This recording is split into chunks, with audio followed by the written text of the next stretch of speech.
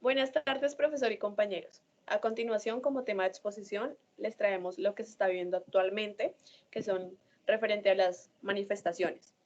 Como pregunta integrada, traemos cuál es el alcance del uso de la fuerza legítima en el marco del ejercicio del derecho fundamental a la manifestación.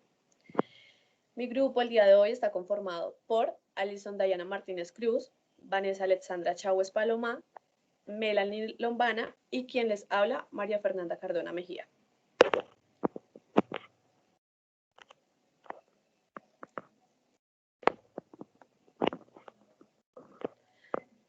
Bueno, para iniciar dicho tema, debemos tener claridad sobre el uso excesivo de la fuerza, exceso de autoridad y abuso en el uso de armas de dotación por parte de la fuerza pública.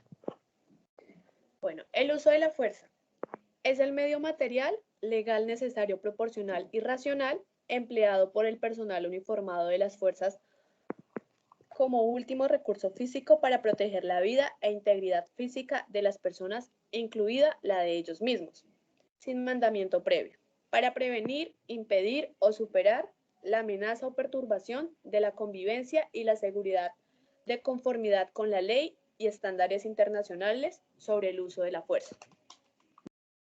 Bueno, acá cabe destacar que las armas, municiones, elementos y dispositivos menos letales son medios de apoyo de carácter técnico y tecnológico que por su capacidad y características están concebidos para controlar una situación específica, ya sea sobre una persona o grupo de personas involucradas en eventuales o conductas penales de comportamientos contrarios a la convivencia. Bueno, vamos a explicar acerca del marco legal. El marco legal se ve reflejado en el artículo 5, que es la normatividad internacional. Para el uso de la fuerza y empleo de armas, municiones, elementos y dispositivos menos letales por la policía y Fuerzas Armadas, se debe considerar la siguiente normatividad internacional convencional y no convencional. Allí se visualiza a través de un pacto internacional de derechos civiles y políticos en los artículos 2, 6, 7 y 9, que cada Estado parte se compromete a adoptar con arreglos sus procedimientos constitucionales y a las disposiciones del presente pacto las medidas oportunas para dictar las disposiciones legislativas o de otro carácter que fueran necesarias para hacer efectivo los derechos reconocidos en el presente pacto. En el artículo 6 se estipula que el derecho a la vida es inherente a la persona humana. Este derecho estará protegido por la ley. Nadie podrá ser privado de la vida arbitrariamente. En el artículo 6 refleja que nadie será sometido a torturas ni a penas o tratos crueles, inhumanos o degradantes. En particular, nadie será sometido sin su libre consentimiento a experimentos médicos o científicos. En el artículo 9 se ve que todo individuo tiene derecho a la libertad y a la seguridad personal. Nadie podrá ser sometido a detención o prisión arbitrarias. Nadie podrá ser privado de su libertad, salvo por las causas fijadas por la ley y con arreglo al procedimiento establecido en esta.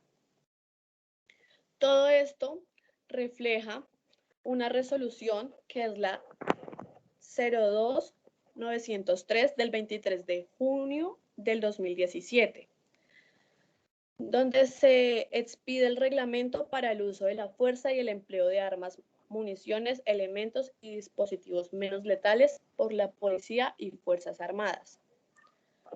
Allí cabe destacar que toda persona detenida será informada en el momento de su detención de las razones de la misma y notificada sin demora de la acusación formulada contra ella. Puesto que toda persona detenida o presa a causa de una infracción penal será llevada sin demora ante un juez u otro funcionario autorizado por la ley para ejercer funciones judiciales.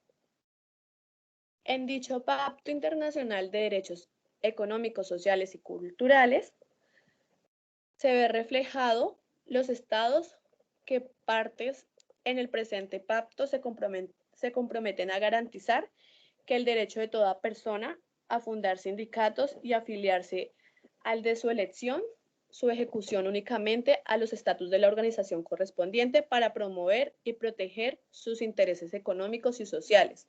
Esto ya se lleva a cabo debido por los derechos que dichas personas en manifestaciones cabe resaltar que se manifiestan a través de que quieren realizar la validez de ciertas leyes o ideas que se llevan a cabo en la sociedad.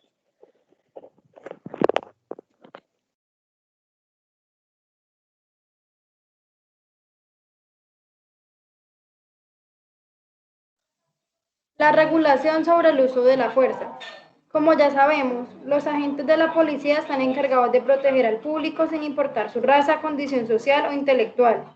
La institución y la ley permite que sus funcionarios utilicen solo si la fuerza lo justifica, pero no pueden abusar ni poner en riesgo la vida del sospechoso. La regulación del uso sobre la fuerza. Quien hace cumplir la ley puede usar solo cuando sea estrictamente necesario. Ningún funcionario podrá infringir o tolerar cualquier acto de tortura u otros tratos de penas crueles. La fuerza pública debe asegurar la plena protección de la salud de las personas bajo su custodia y debe tomar medidas inmediatas para ofrecer atención médica. Los gobiernos y quienes hacen cumplir las leyes dotarán a los funcionarios correspondientes de diferentes armas de fuego que podrán hacer uso y fuerza y se hará evaluación de la fabricación y distribución de armas no letales a fin de reducir el riesgo y las lesiones. En caso de ser víctima de casos de abuso de autoridad, acto arbitrario e injusto, se puede presentar una denuncia narrando los hechos sucedidos en la Fiscalía, que recibe denuncias de Centro de Atención como SAU, Unidades de Redacción Inmediata, o URI, Centro de Atención a Víctimas. Por otro lado, se puede presentar queja o denuncia en la entidad de la cual hace parte el servidor público y en la Procuraduría. Es importante hacerlo saber para que se inicie el proceso disciplinario correspondiente. También acudir a la Personería Municipal y Defensoría del Pueblo. ¿Puedes seguir, por favor?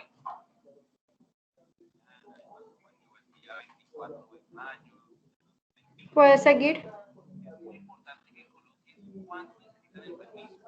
Organismos internacionales frente al uso indebido de la fuerza, de exceso y autoridad. La mayoría de ocasiones en que se presenta el uso desmedido de la fuerza por parte de los agentes del Estado en Colombia es cuando hay manifestaciones, paros o marchas donde la Policía Nacional debe desplegar a sus agentes para controlar la situación y de esta manera evitar que se altere el orden público, especialmente cuando se presentan huelgas y manifestaciones de civiles, casos que han sido conocimiento y censura por parte del Corte Interamericana de Derechos Humanos, como es el caso de las manifestaciones en Buenaventura, el paro camionero y agrícola. Es importante resaltar lo que expresa la resolución número 14, por parte de las Naciones Unidas de 1990, al expresar que, pese a las fuerzas policiales como agente de Estado se encuentren investidas de autoridad para hacer cumplir la ley y mantener el orden público, y usando armas de fuego como elemento de dotación, pero no las pueden emplear en cualquier momento, pues las diferentes directrices, tanto de derecho internacional, lo prohíben, a excepción de situaciones particulares e inevitables, y con ciertos procedimientos para evitar que se presente ilicitud en los actos de servicio o la presencia de un daño antijurídico en la prestación de este servicio. ¿Puedes seguir, por favor?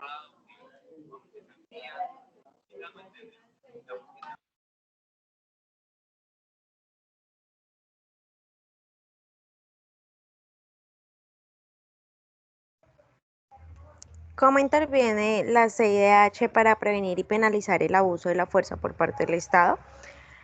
La Comisión Internacional de Derechos Humanos realiza 10 pasos en cumplimiento de su mandato, las cuales son: primero, recibe, analiza e investiga peticiones individuales en que se alega que Estados miembros de la OEA que han ratificado la Convención Americana o aquellos estados que aún no la han ratificado han violado derechos humanos. Segundo, observa la situación general de los derechos humanos en los Estados miembros y publica informes especiales sobre la situación existente en determinado Estado miembro cuando lo considera apropiado.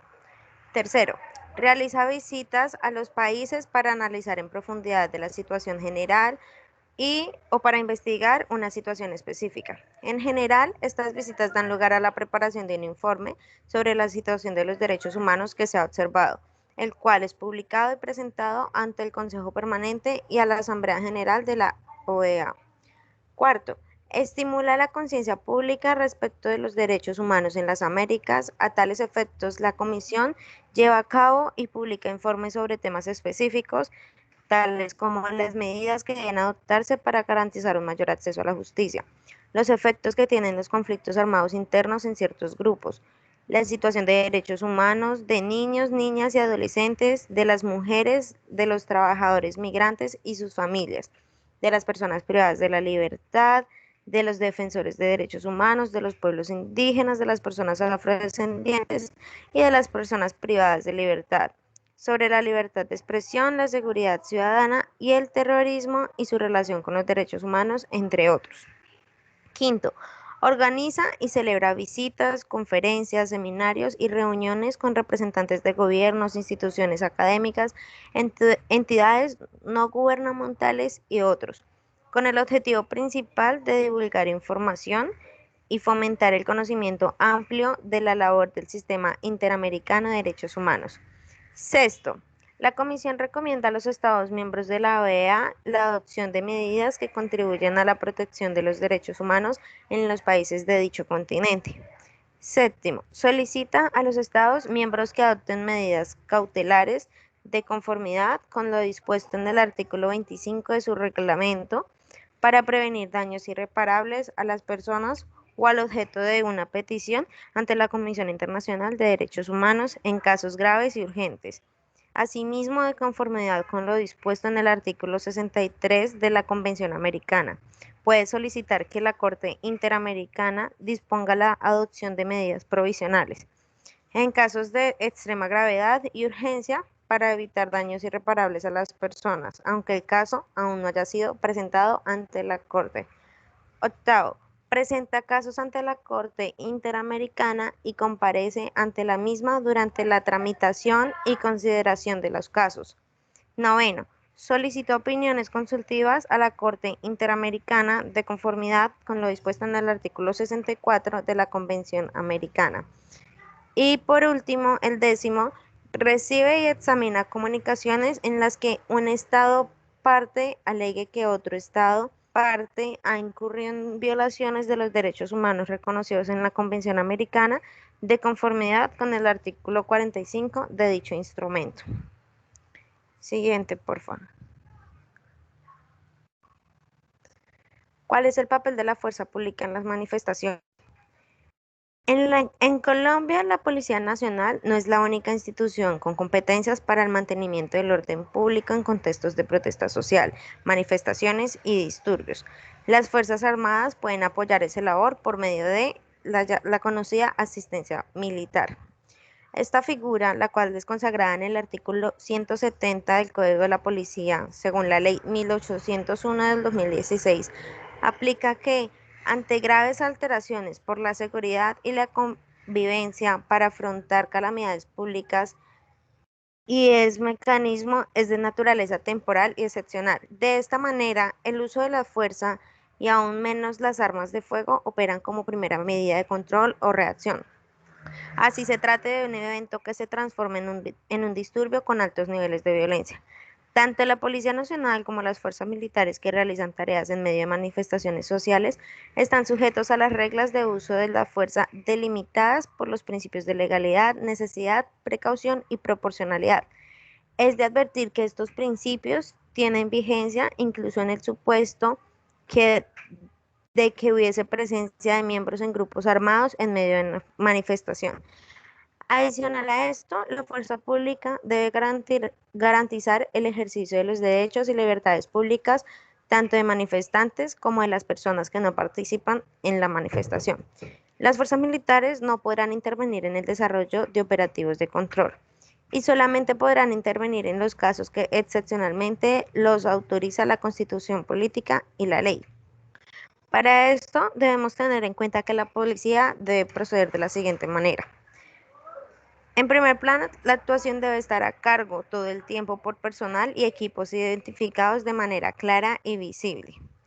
En segundo plano, la fuerza disponible de la policía debe estar ubicada para que actúe de manera oportuna, pero no puede afectar el desarrollo de las protestas. En tercer plano, siempre debe actuar en primer lugar la fuerza disponible y no el SMAT. En cuarto plano, la policía intervendrá solo cuando sea necesario, atendiendo al principio de proporcionalidad. En quinto plano, si se presentan acciones violentas, la policía debe neutralizar el foco violento sin afectar a los manifestantes pacíficos. En sexto plano, no podrán portar armas de fuego. En séptimo plano, las personas capturadas deben ser tratadas con dignidad y se deben garantizar sus derechos. Y por último, si hay ciudadanos heridos, se deben garantizar su atención y se debe informar a los familiares de los heridos. Es oportuno aclarar, por último plano, que el uso de la fuerza debe ser considerado como el último recurso de la intervención por parte de la Policía Nacional y el SMAT. Siguiente. Bien, seguidamente les hablaré de cómo se debe identificar los integrantes de la fuerza pública.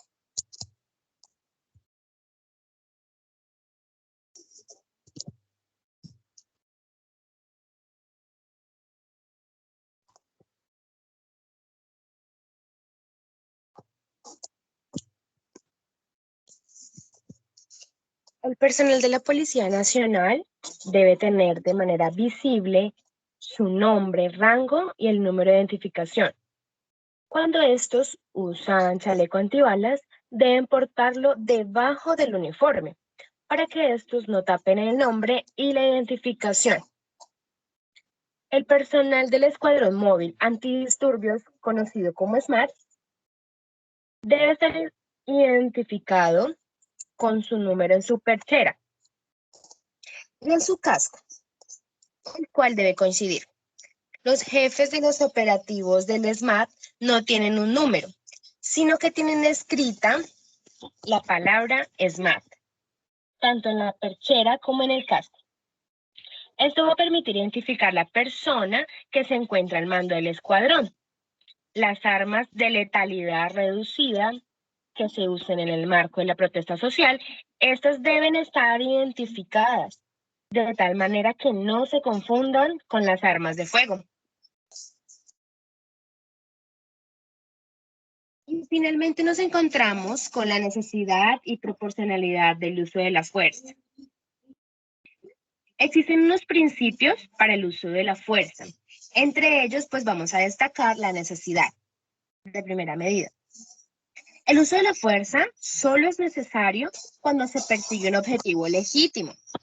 Por ello, hay que determinar si se debería usar la fuerza y, en tal caso, en qué medida. La fuerza debe utilizarse como último recurso, en caso de que sea necesaria su utilización. Deberá hacerse un uso gradual de la fuerza. Así solo podrá emplear una respuesta a una amenaza inmediata, cuestión de segundos o de horas. Tenemos tres necesidades. En primera medida tenemos la cualitativa, el uso de la fuerza potencialmente letal. Por ejemplo, tenemos mediante un arma de fuego, que pues en esta es inevitable para lograr el objetivo. En segunda medida tenemos la necesidad cuantitativa, la cantidad de fuerza utilizada que no va a exceder de la necesaria para lograr el objetivo. Finalmente nos encontramos con la necesidad temporal, la cual es el uso de la fuerza que debe emplearse contra una persona que represente pues una amenaza inmediata. Tenemos de igual manera la proporcionalidad, el cual es el principio que se debe establecer que el fin no justifica todos los medios. Por lo tanto, dicho principio, en su máxima expresión, significa que la fuerza pública solo está autorizada a poner en peligro una vida si es con el fin de salvar, proteger otra vida. El derecho a la protesta no se puede afectar de manera permanente y el uso de la fuerza debe usarse hasta que se logra proteger un objetivo legítimo. Bueno, muchísimas gracias, compañero y docente. Espero se encuentren muy bien. Hasta luego.